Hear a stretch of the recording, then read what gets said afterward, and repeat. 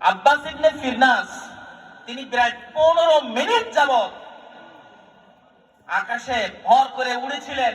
নামার সময় তিনি ভুল বুঝতে পারলেন যে নামতে যে উনি আর নামতে পারতেছেন না। তো কেন নামতে পারতেছে না?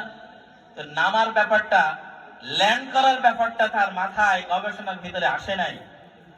তিনি নামার সময় বুঝতে পারলেন আমার ভুল হয়ে গেছে, যে আমি নামতে পারতেছি না। কেন নামতে পারতেছি না? তাহলে পাখি নামে কেমনে? তখন তিনি দেখছেন যে নামার সময় বাতাসকে কন্ট্রোল করার জন্য যে জিনিসটা দরকার তা হলো লেজ। তা হলো কি? তাহলে আকাশে উড়া পাখিগুলো যখন নামে তার লেজগুলো চেপে ধরে, সে নামে কিন্তু নির্দিষ্ট গতি মেনটেন করে তার লেজ দিয়া। তিনি তার সেই পাখাটার লেজ বানান নাই, তিনি জিনিসটা বুঝতে পারেননি। যাই হোক, তিনি লিক করে দিলেন, তার সেই ডানা লিক করে দিলেন। এবার এসে একটা নির্দিষ্ট গতিতে একটা গাছের পরে পড়ে ওনার পা ভেঙে গেল একটা। পৃথিবীর ইতিহাসে বিমানের ধারণা সর্বপ্রথম মুসলমানরা দিয়েছে। আপনি কোন প্রযুক্তির কথা বলবেন? আপনার কোন প্রযুক্তির কথা, এই প্রযুক্তির জ্ঞান আল্লাহ পাক কার কাছে দিয়েছেন? সর্বপ্রথম হযরত ইদ্রিস আলাইহিস সালামের কাছে দিয়েছেন।